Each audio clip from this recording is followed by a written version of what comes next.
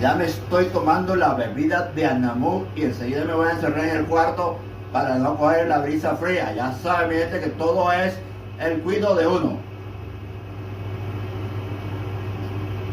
Ya me siento como aliviado con la primera toma. ¿Qué tal?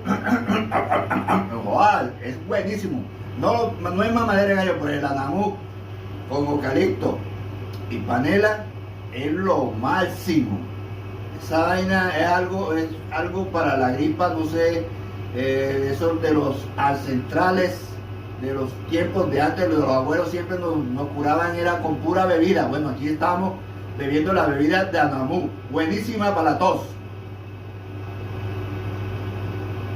y para los baños. Descongestiona todas las vías respiratorias